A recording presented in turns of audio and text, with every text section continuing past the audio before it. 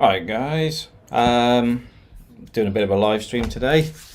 I was going to do it about lunchtime, but I thought, you know what, it's such a nice day, I'll do it this morning because I'm going to go out and enjoy it. Because obviously this year's been quite a odd one in the sense of being stuck away for the winter like most of the people. Well, like it was winter, you know, basically we've been locked down, can't do much, couldn't go anywhere, restaurants closed, pubs closed, and normal life suspended. So now at least we've got a bit of normality. Spain, I think the curfew's at midnight, but up until midnight, life's fairly normal. A lot of social distancing still being adhered to. A lot of people are just keeping away from other people, but generally things are pretty good. Definitely seems a lot more laid back than the UK is. Laid back but better organised maybe. Yeah, I mean, one of the things that the headlines I was reading on the BBC, I think it was yesterday, is about Santa being stoned at some charity event. What's that all about? But yeah, so it's good to be back. Good to be back in La Mata. And temperature wise, it's currently, April's right. Just heading to 30 degrees there. So it's just a light 28 degrees. Which is a bit better than 4 degrees. So I'm in my shorts, in my t-shirt. We've already been out and about a bit, been over to Habaneras, went over to Residencia Boulevard. Obviously we uploaded a video through Torrevieja last night for the lights. Going to have a look at the gimbal as well on that, see if we can improve some of the videos we do.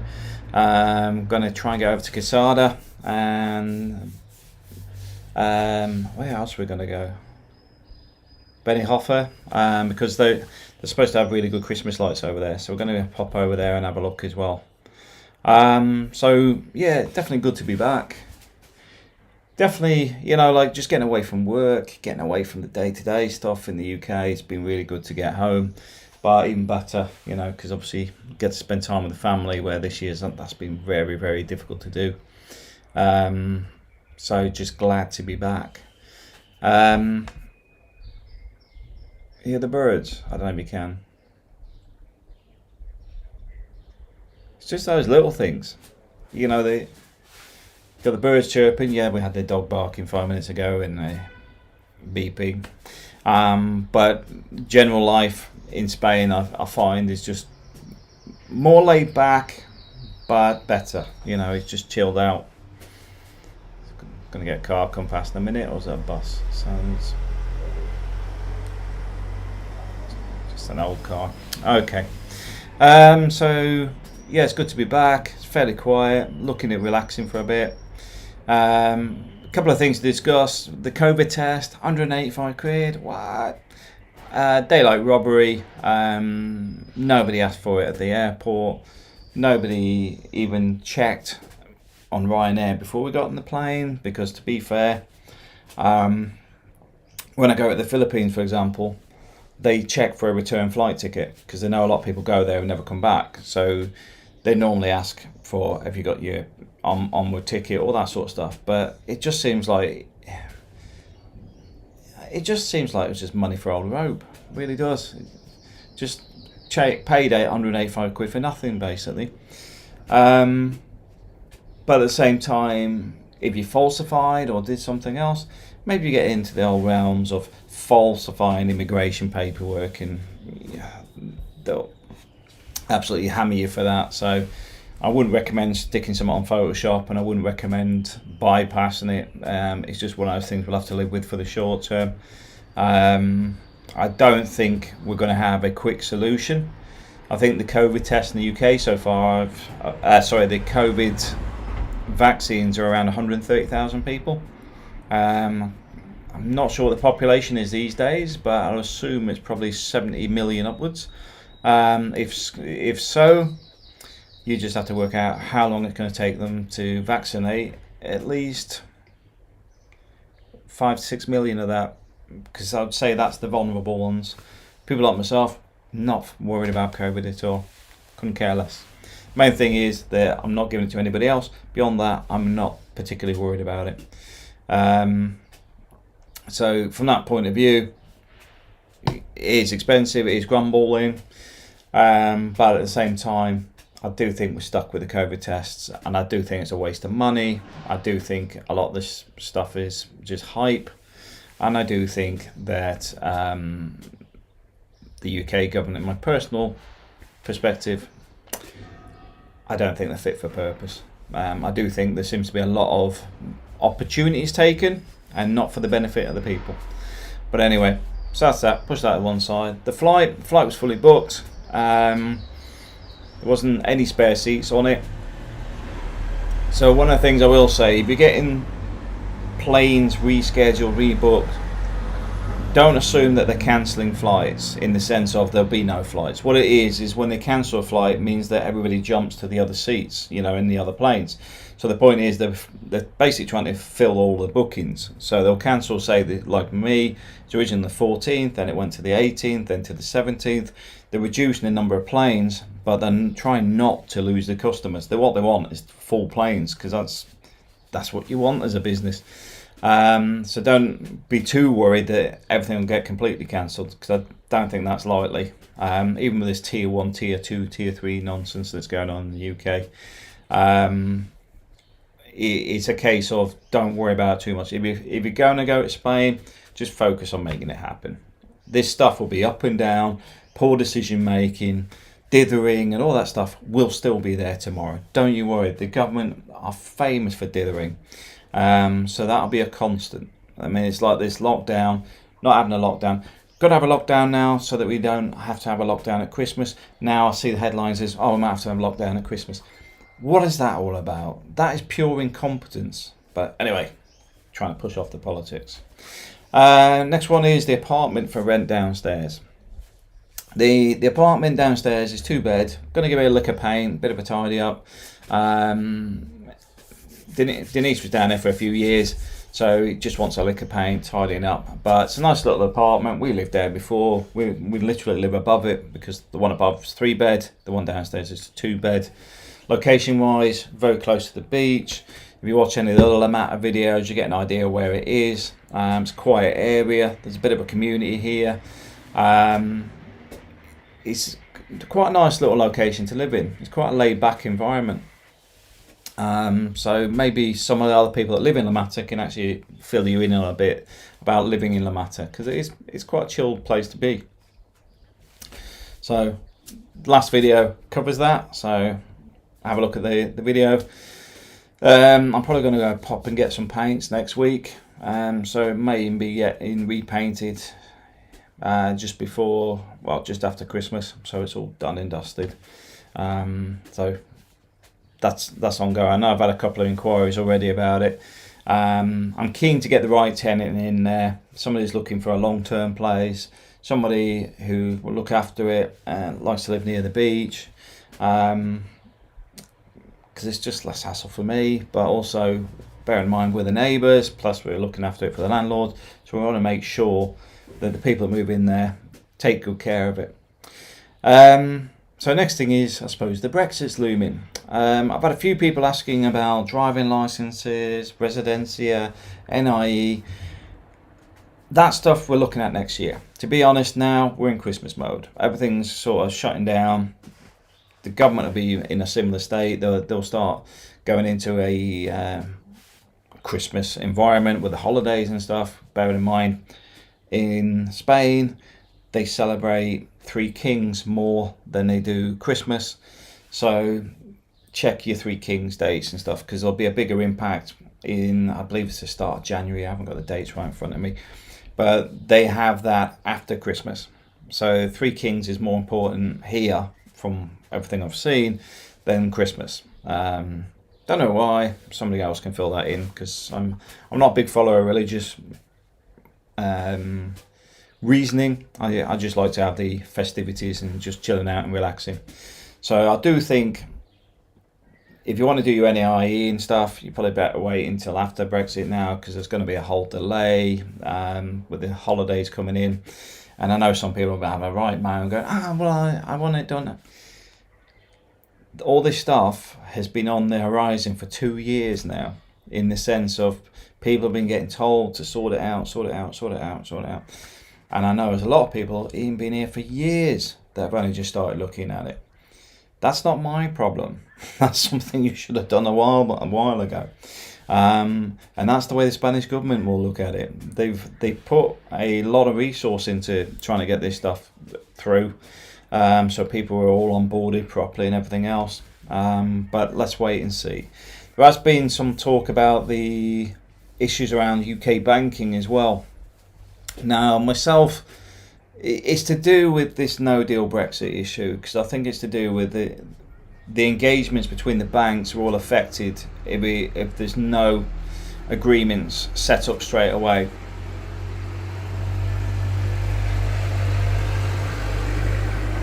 Okay, I'll just let it go past.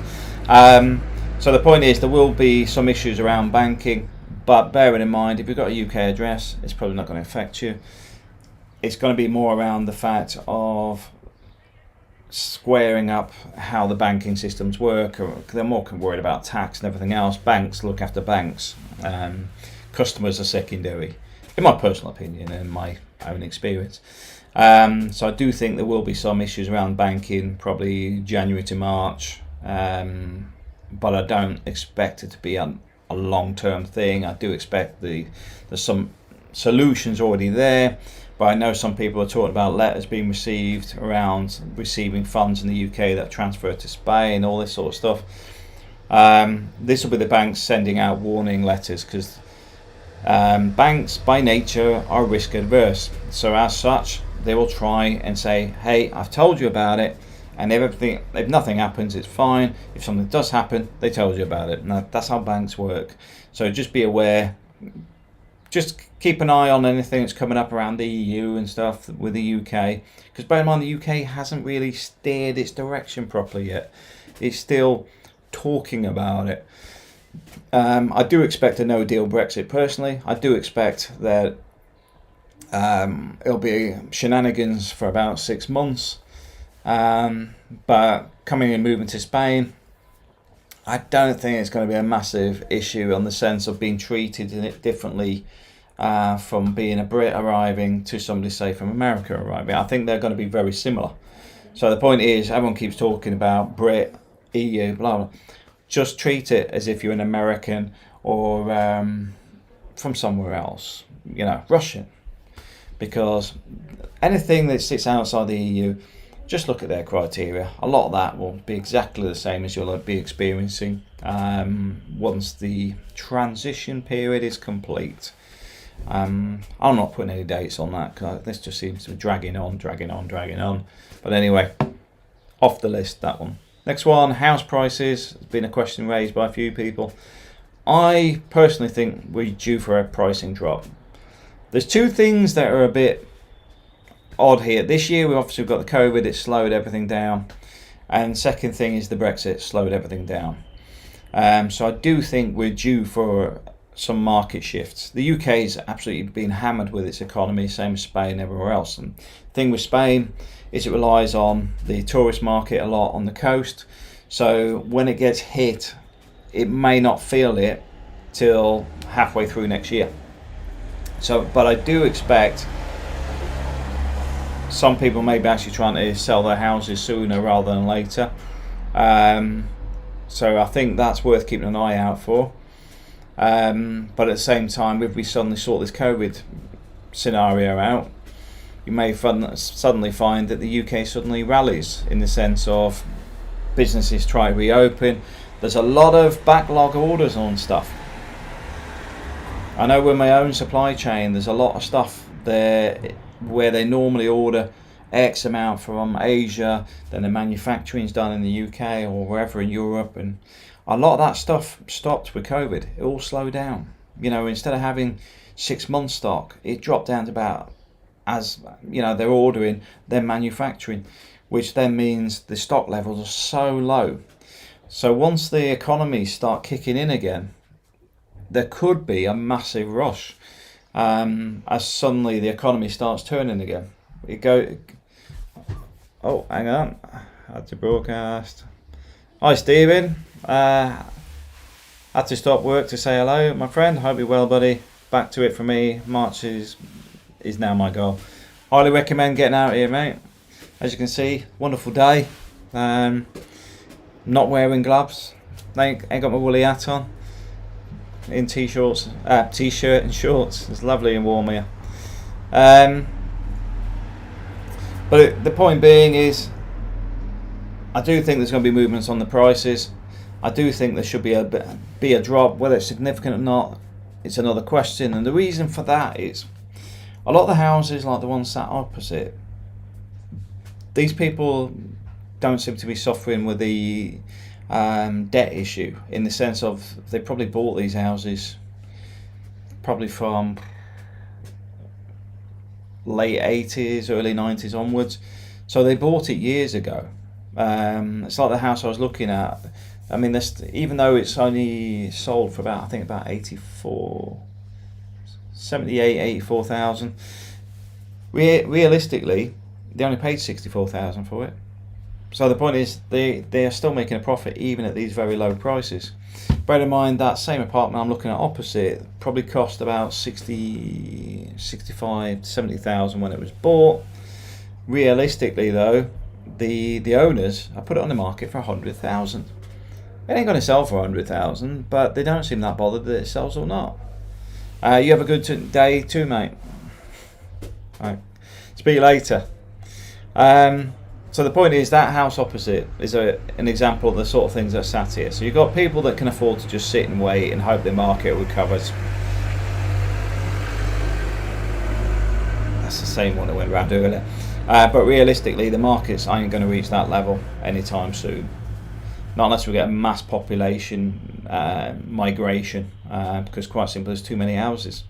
When that was 140,000, 160,000, you got to bear in mind there is probably this amount of construction.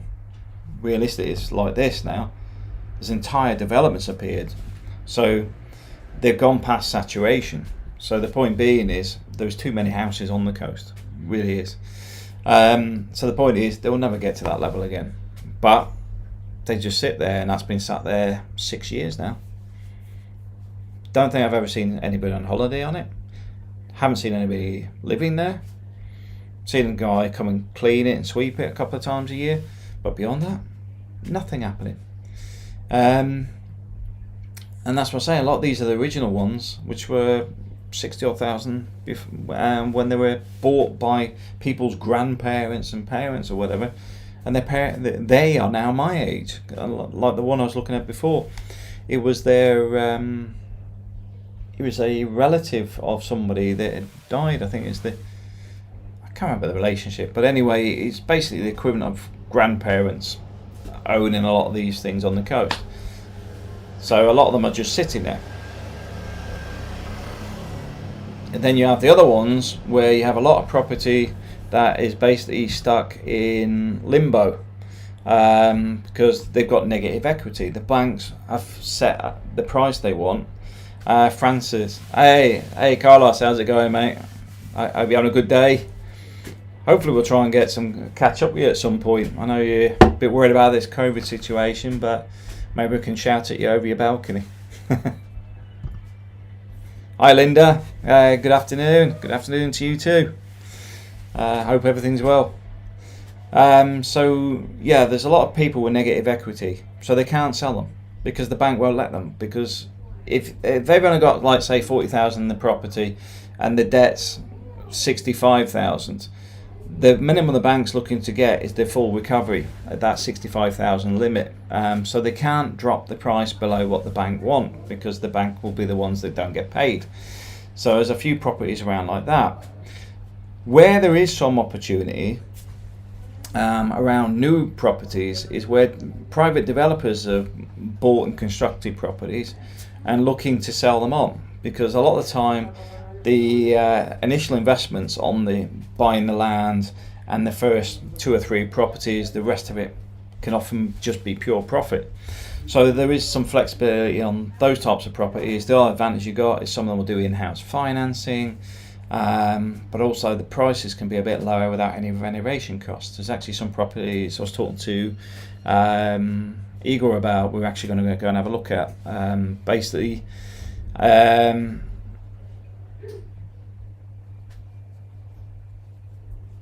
I was just reading a message there.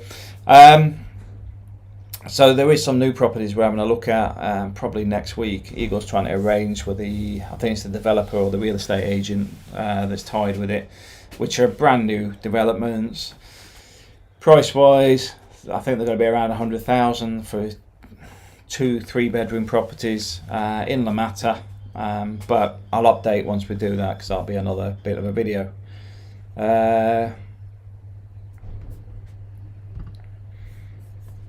Hi Nick, not keen on concrete over steel. Spanish. Why is that? Why would your ideal be? So concrete over steel is an old design, and they do suffer with rusting. Even in La Mata, you'll see from time to time they'll break out the concrete, treat the steels, and then reseal it all. You can have some issues with the steel. The other thing is, from a damp point of view, it's not great. From you hear the bird singing. So you've got the damp issues. The other thing is, from an insulation point of view, it's not great. My personal view is I'd recommend skimming the walls right back, put some insulation boards in there. It's getting busier here. Put some insulation boards in there and then skimming it back over. But yeah, it's not my ideal construction, but the majority of properties are a similar design. I'm just saying it's not a great property, but bear in mind, on the coast, a lot of these are summer homes, so they're not too fussed about insulation, because a lot of them are only used 2 weeks, 4 weeks, 6 weeks a year, and that's why a lot of them are not designed for all year round usage. So that's the main issues around there. So that's something to bear in mind, because I know the other side of the matter, there's a couple we know there that actually move out of their place in the winter because they find it too cold. They actually go and rent another place with better insulation. So that's the sort of one of the main issues in there. The other issue you've got is, because you've got limited access to cavities and stuff, if you do buy one of these, bearing in mind the electrics, the plumbing and everything else has probably been in there since the early 80s. So it does need looking at. So you may, if you took one on, I'd recommend cutting all the walls right back, redoing everything, then bring it all forward, doing it all right, do it once, and you can forget about it. Paul and Torrebecca. Lloyd say they are only worried about Portugal and Holland. Yeah, that's what I'm saying. I don't think there's going to be a crash. I think what you're going to have is, there's a lot of people still been trying to sell properties for ages. Like I said, I'm sitting opposite some of them. And the problem you've got is the market hasn't dipped yet. Now, don't get me wrong, there's a lot of people with holiday rentals. If they are relying on that income to either live here, or they've done like the rent to buy type thing in the UK, where they bought the property, rent them out, and then got that to pay the mortgage, all that sort of stuff, that's where you could have the domino effect, where you could suddenly get a massive crash. But at the same time, if the debt is high, third time that one's me passed now. If the debt's high, the bank will probably stop them from selling them cheap. So that's what I'm saying. I'm not 100% sure, because it's a bit of an odd market here. There's too many properties in the area, that's for sure. But how we can maximise that is another question. But we can only see it when it occurs. The UK market, I expect to dip in. But how much will that be? 5%, 20%? At this time, don't know, because like I say, we get a market surge where suddenly people have the opportunity for the money they've lost to recover it, in the sense of suddenly you're getting overtime and everything else, as production and manufacturing suddenly jump forward. You may suddenly find that you get a very slight dip, then a bit of a run on the market. But if it does that, it will crash down at some point, because it's not sustainable. It's just fed on short-term gains from the money that people didn't make the year before. and the money that they've basically needed to earn for that period, that suddenly they've injected back into the market, recovering the debts on their mortgages, all that sort of stuff. But I don't expect it's going to be like a sudden crash like the 2007-2008 crash. I don't think that will occur, because a lot of the people here haven't had the opportunities to take on the same levels of debt, same as the UK. So they haven't had the same like 100% mortgages, 110% mortgages, and those sort of things that actually were a problem in the UK and Spain. Fourth time it's been by. It must be lost. Now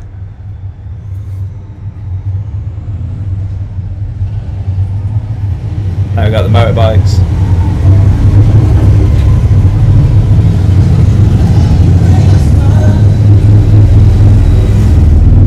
There's me doing it early so that I can avoid the noise. So back in Spain, I'm still hoping we can meet when I go through your area early Feb, if we don't run into each other in lockdown. I've got some more holiday periods due at work, so I'm probably going to be here in Feb because it resets in March, so there's a good chance of actually catching up.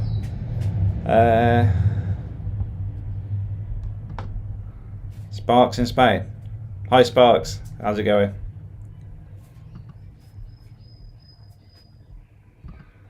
You're welcome. Yeah, because the housing thing, you've just got to be careful with, because the older builds, I find a lot of properties here have had zero money spent on them. I mean, literally nothing's been spent since they were bought. So you go in, it's the 1982 tiles, 1982 bathroom, 1982 flooring, sockets, electrics, pipework, even some old gas boilers that as soon as it went near a gas engineer would want to condemn it. That's just the reality, but at the same time I look at that as an opportunity as well, because if you get it at the right price and take it all the way back, redo it all inside, you're going to have no problems, or very little problems going forward.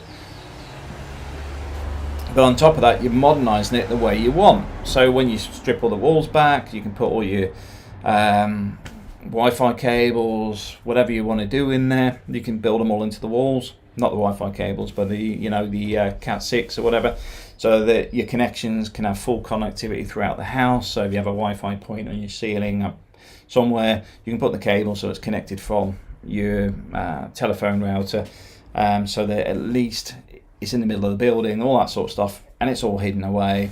Same with your stereo cables, anything that you want to wire in, same as you want to put underfloor heating. Perfect time, you strip it all back, get the old hoses and that fitted under the floor, put that in there, get a solar water heater on the roof, and you can tie everything together and plan it and do it the way you want it. And that's one of the reasons that an older property for me is fine. Don't mind doing all that, because a full modernisation, I know it's been done right. If I put insulation in the walls, I know it's been done. But often you'll find, like for example, a cheap studio apartment from say 30,000, you get a new one, or in the last say 4 years will be 80 to 120,000 realistically. Is there much difference? Well, the square meterage is about the same. You could probably strip the old one out and do exactly the way you want it, and you probably ain't going to notice much more, except the outside looks a bit different. But yeah, not a fan of concrete over steel, but at the same time, it's not a deal close if the price is right. At the end of the day, if the steel's been treated, it's all passable and of good structure, then as long as it lasts another 40 years, I'm not fussed. That's one of the key things. I know in the UK you can have some issues around the old prefabs, the concrete, similar structure, but it's prefabricated, and then they just sort of stick them together, because over years they start separating, because they were steel with the concrete, and they drop them in and they bond them together and whatever. Those types of houses start separating in the UK. You get the floors separating from the walls, and that's why a lot of them got dismantled. This is where the old council schemes used to do the bricking up of the outside, and then they'd redo them all. That's to get rid of those, because they were never designed to be a permanent fixture. They were designed, I think they were designed originally for 50 years as a temporary solution after the war. Then obviously after the war there was the big population boom, because obviously we've gone from a very negative time to moving back to peace and all that sort of stuff. So yeah, concrete over steel. Anyway, any other questions? Because I've run out of things to say at the minute. Like I say, NIE and Residency, best to look after Christmas, because there could be a whole ream of stuff coming up once the assumed no deal doesn't occurs. Assume no deal happens? Well, it wouldn't be hard to not have a deal. Assume no deal is done is probably more correct. At that point there could be some triggers that go in there. I know there's been talk about some small solutions, and it's back again. But at the same time, I'm not sure how much of this is all tied as one contract. So there could be some issues in there.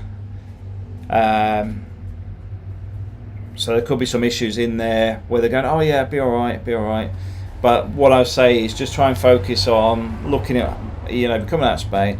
What happens if you're an American coming here?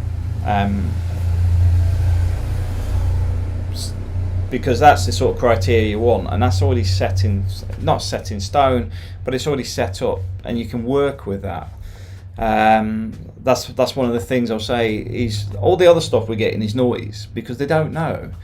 As soon as they put in maybe, possibly, likely, could be, our sources, and these other things, that means it's just in progress or something somebody's just made up.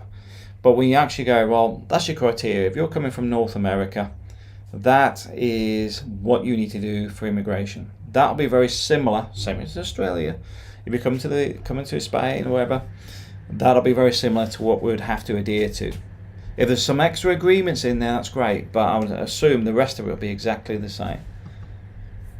Sparks in Spain, properties over 20 years old generally do not have sufficient power to modern day living unless they've been upgraded, get surveyed before you buy, or face additional costs later. Exactly. I recommend stripping it out and starting again. There's not only the power issue, but often they're all on one circuit. You'll find the lights, sockets, everything are often on one circuit, which is an absolute nightmare when you've got something that's gone faulty.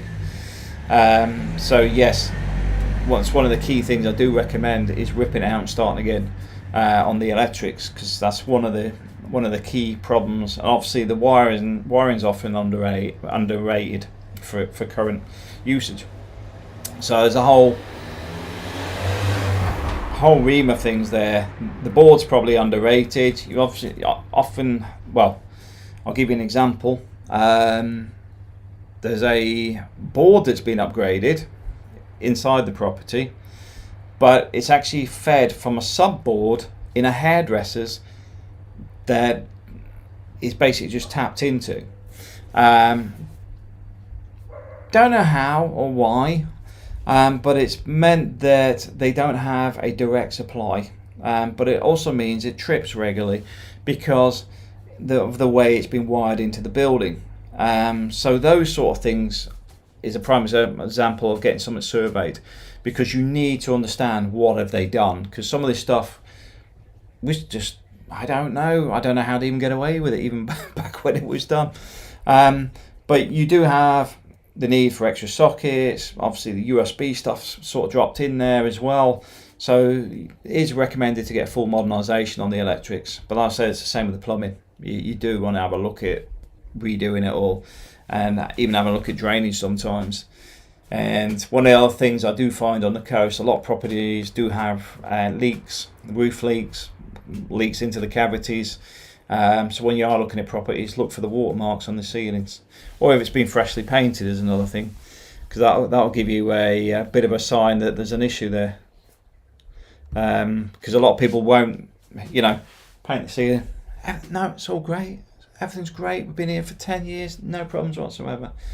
Then you find out after you bought it, the neighbour says, the ceiling collapsed because all the roof was all rotten or whatever. So they've tidied it up, blah, blah, blah, but it started leaking again. Because sometimes if you're in a block of flats, for example, there's a community fee. If people ain't paying the community fee, you may not be able to get the roof fixed that's causing the problem. So it's going down in the cavities, down inside the walls, all the way through the block. Yeah, half the people in there don't pay their community fees, which means nobody's fixing the roof. And then everyone's got a problem, but where you're living there full time, a lot of these other people ain't even bothered. It's a bit peculiar. And Shackle would eventually like a place that I can go at various intervals in years. Spend a lot of time in Mallorca where I love, but expensive and winter not great. Evaluating mainland. Sorry, I can't see because the other messages come over the top. Mainland, more bang for the buck. Well, the thing is, you get in this area is the salt lakes artificially keep it warm as well, so it can be quite warm. I mean, like I said, we have a look at the temperature currently where I'm sat. It's I don't know if you can see that. It's about 29 degrees. It's a nice.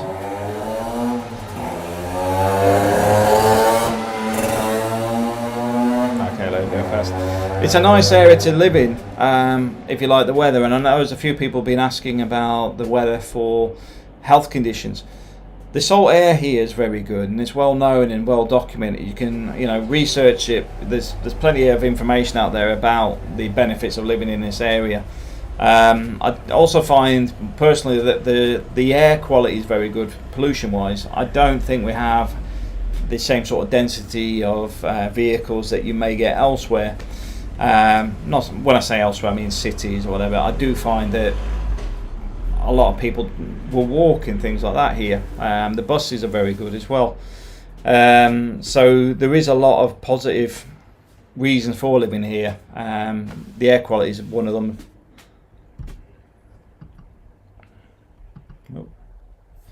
That's also my kind of plan for next year. And Shack will get a small cheap place to rest a few weeks, then here and there while I'm traveling, which I'm supposed to be doing full time. So the thing is, if you even just wanted a small place, there's a lot of studio places. I mean, not that I'd recommend them for if you're looking for a rental income, because they are a bit too small. But they may be useful if you're just looking for somewhere, drop your hat, if you eat out a lot, all that sort of stuff. So you're just wanting like a bed space, basic location, because a lot of time you're outdoors. I mean, that's the whole point of this is even now I'm sat on the balcony, which is where all this noise is coming from. It's people driving past on the main road. 29 degrees in winter. Yes, that's what I'm saying. It's nice. At night, yeah, I'd say it probably is about 15, because for me, I'm quite happy just in shorts and t-shirts most of the time.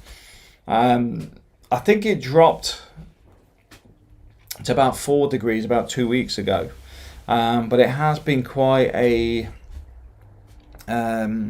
constant good weather. The other thing here is, even if it's colder, just get near the sun. Just move around with your chair. Because I've had this at a restaurant where it's been, I think it's December, it was colder than this, there was a bit of a wind, and we were sat in the plaza and we just kept moving the chairs around, and as long as you stayed in the sun, it was like that. It's almost like you're about to sweat, but if you got out into the shade a little bit, the temperature just went, you could feel it straight away. But yeah, I do recommend, like I said, I mean, I've advised a few guys I work with to actually do this. It is, if you're just looking for somewhere to crash, if you travel and all this sort of stuff, the studios are ideal. Now, don't get me, not for family, it's like 1 to 2 people. If you just come in, want somewhere to get your head down, got all your stuff there, because like, for example, if you're coming into Spain, maybe you want 2 weeks here, got your wardrobe full of your stuff, got a bathroom there, small kitchen, basic setup. You've got the beach here, got the nature park over there, you got everything on your doorstep. It's like the car's fixed now, although we can't go anywhere because the areas are still in lockdown. I think there's roadblocks going down to Murcia, for example. There's curfews at 12 o'clock at midnight, not in the afternoon. But generally, if if I could travel, we'd be going down to Cartagena now. We'd be going up to Alicante. We'd be travelling around a bit more. We are doing stuff in the area, just got to make sure that we're back before midnight all the time, just so that we can keep things on point. But at the same time, it's not a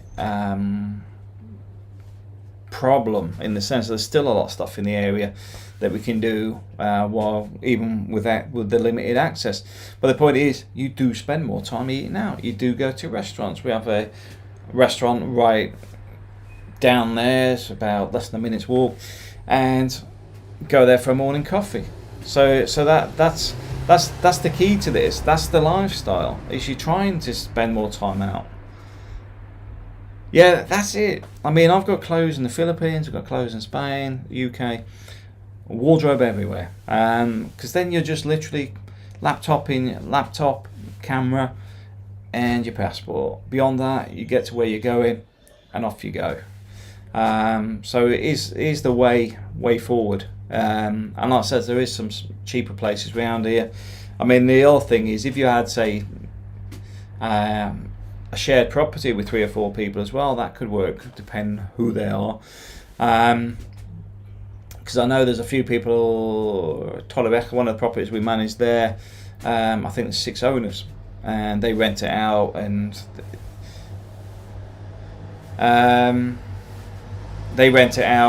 basically with that, the rental income sort of covers the main costs normally. Obviously this is a bad year, and then I think they use the other weeks for themselves. Matt, what are your contact details? The best one to catch me on is probably my email, which is Matt, MATT with the number 2, Wilkie, which is Whiskey Indigo Lima Kilo Indigo Echo @gmail.com. I'll put it in the comments below later as well, for anybody who wants to make contact. Has anybody got any questions? So, want to do maximum another 15 minutes because the sun's starting to cook me here. So shoot away with any questions you have. I'll just natter on while anybody wants to bring questions. Please feel free to do so. It does seem here it's a lot quieter than normal on the coast. I think this is where the roadblocks have come in, because this year there has been a lot of Spaniards still in La Mata from Madrid, Barcelona, Bilbao, etc. That when all the lockdowns kicked off, they came to the coast and stayed. Because if they're going to be locked down, why not be locked down here instead of a flat in the city? So a lot of them stayed all year, but it does seem they're a lot quieter now, because I think they've picked up on the fact that as soon as they go lockdown, they're gone. They're in the car, get the roof rack on, we're gone. We've got to get out of here before they shut the rail. Yeah, same with the railways. They were checking them on the trains because they come to the coast, and the butchers and all that have had a lot more business in La Mata this year, from what I can see. Don't get me wrong, there's supposed to be about 120 people struggling this year in La Mata because there's no work, etc. National Bar behind me is supposed to be coordinating something. We're going to try and get down there and speak to them to find out exactly what's been going on, because I'm always a bit wary about charitable things, simply because of some of the experiences I experienced when I was out in the Philippines. Because a lot of them are just cash cows. You know, they play on people's heartstrings and then disappear with the cash. So I'm not a fan of that. So I'll just go through some of the questions. A Christmas gift to your listeners living in Spain. To save money on electricity bills, check out the PBPC tariff. Not selling, just information about the best tariff available on the market. Yes, I agree. We have spoken to a few people ourselves, because one of the problems we have is a lot of the names on the bills are still bill owners from 2 or 3 owners previously. So trying to change stuff's an absolute nightmare. Even trying to get bills paid digitally, because of the way the Spanish system is. So I do recommend, like I say, have a look at it, but also just be aware that trying to change things is time sensitive, in the sense of it's sensitive of using as much of your time as possible often. But once it is done, then obviously you've got control of it. But don't assume you just go change it to Mr. Joe Blogs. You'll be lucky. It is painful, and we've even tried to pay somebody else's bill before, and that was even painful because I think the person who originally was on the bill was already dead, and the bill hadn't been changed in something like 40, 60 years. So everything was just an absolute pain, because they'd cut some of the supply off, and you're just going, but we're trying to pay the bill. You don't send us the bill because the owner's changed. But at the same time, we can't pay it because you won't let us pay it in the other person's name. It was painful. So you do get odd things. If I leave the UK to go to Murcia January 20th, will I need a visa? Who knows? That's up to good old Boris. I don't think there'll be... I think you'll get your passport stamped. I can't see you filling in a little card like you do when you go to the Philippines or America. I think it'll be more a case of... well, to be fair, the health form's more of a headache than anything else at the minute. Go download the app, put the app on, do your COVID test. That's more of a headache than it will be for a little piece of paper. Because I don't know if anybody else has done visas. They're normally on a piece of paper this size. They're asking where you're staying, passport. I don't even think it asks your passport number. I think it just asks for your name, flight details, that sort of stuff. Which you normally fill in on the flight in anyway. Takes about 10 minutes. But yeah, who knows? I really don't know what's going on with Boris at the minute. I have very little faith in our government, in the sense of the UK government. My wife always says my government, so I'm sort of stuck with that one. But yeah, it's I don't know what they're up to. It just seems to be very every day something new. Go this way, go back, change the mind. Not sure. Let's do something else. It's not the way I'd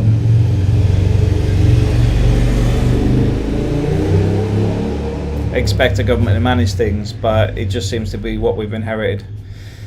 The sun's starting to cook me here. Laughing, come and visit me in Normandy. You won't have much problems with the sun cooking you this time of year. Yes, as you can probably see, I'm actually tanning here. I'm sure I am. I'm sure I'm actually changing colour as we're doing the video. It's very hot here.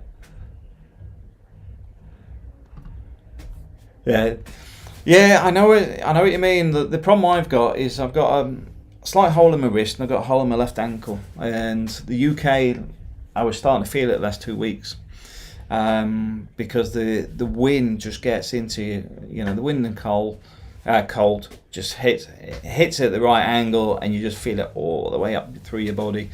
So yes, I'm not a fan of the winter anywhere in the world, unless it's like this. This is me for the winter.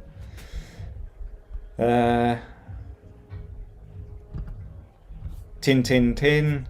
Hi Matt, come tomorrow if I get my COVID test. Well, good luck with that, and hopefully see you here. If you're in the area, give us a shout. Brexit in name only. Like I says, I have no idea what they're doing. It just seems they're not sure, but my personal thoughts is they weren't expecting to do anything more than they've done. They were just expecting, well, just let it all fail, and then that's it. We just let it fail and we'll just walk away, isn't it? Isn't that it? And I think that's what's sort of occurring, but they just seem to have conversations backwards and forwards, and you're going, okay, can we just actually sort it out? What are the stumbling blocks? Can we actually say, right, can we take this off the table? All these things we can agree on, and let's just leave these last bits and we'll sort these out, so at least we can move things forward. But I have no idea what they're up to.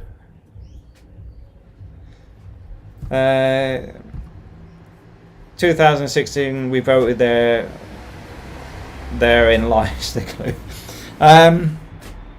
Yes, but this is the thing. There's been a whole ream of shenanigans since then, and the whole. Even when Theresa May was in, I was already like, wasn't expecting to get much out of Theresa May, and then obviously, I think internally they called her the submarine or something, because anytime there was decision making, she just ducked down, avoided it. Yeah, I mean, that I'm not saying it's an easy thing to solve, but I didn't put my head up and say I'll sort it out. That's the difference. It's when you commit to it, it's yours.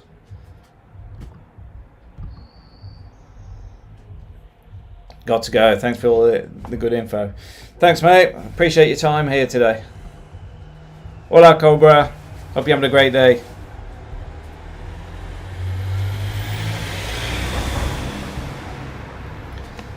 Hi, BC68.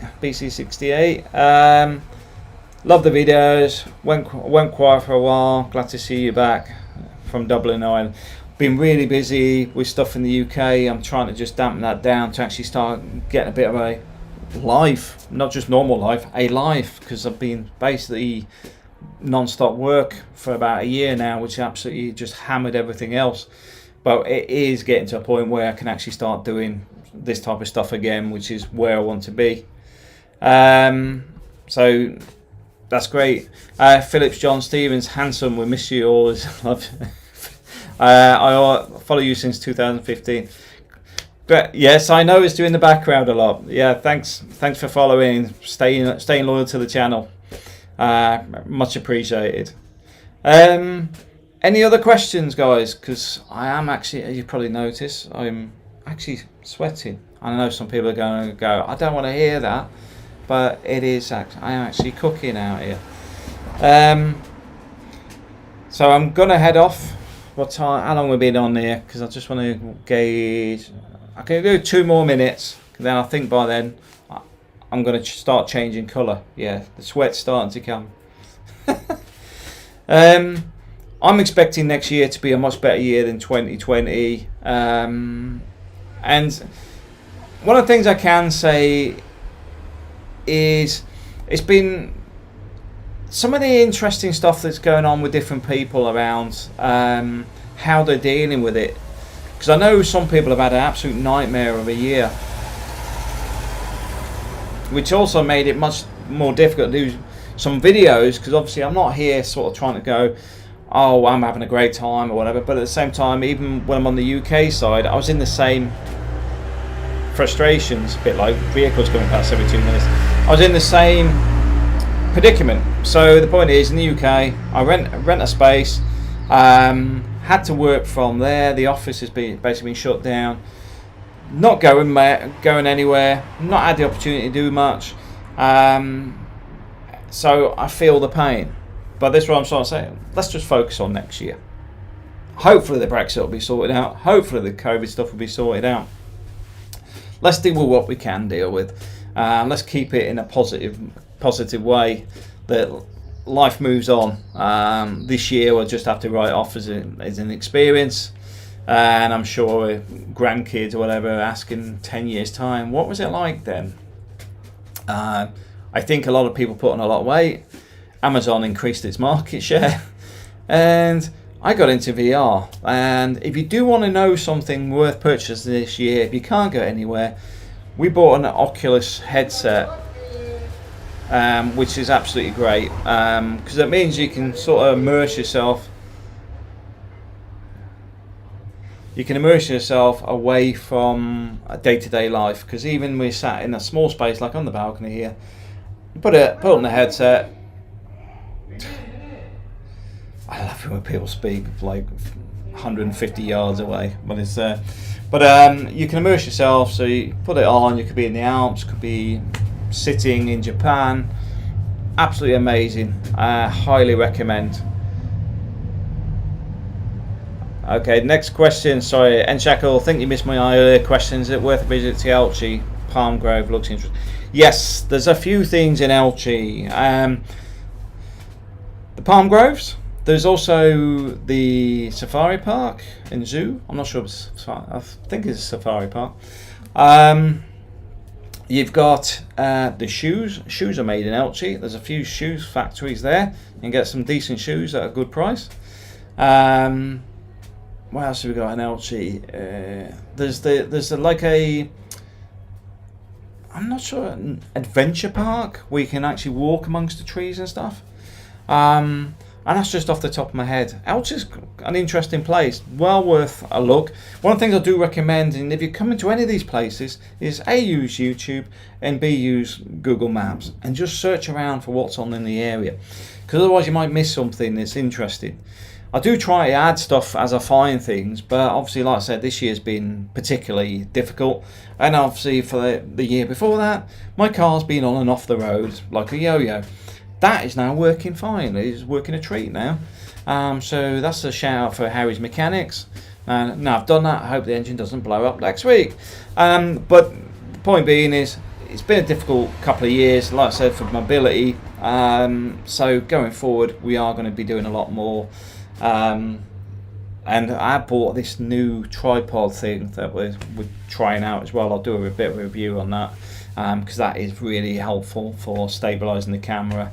I'm looking forward to doing a lot more stuff. I mean, if work keeps calm and is constant, we should have the property stuff coming up very soon. And then on top of that, with work stabilising to a normal working week almost, instead of about 90 hours, I could then start focusing on getting back more regular, and we'll go, right, let's go down to Granada, let's go over to Valencia, let's go over to Santander, and we'll explore a lot more. And that's where I want it to be, which is why I bought the car that was designed for long distances, and I bought a dud.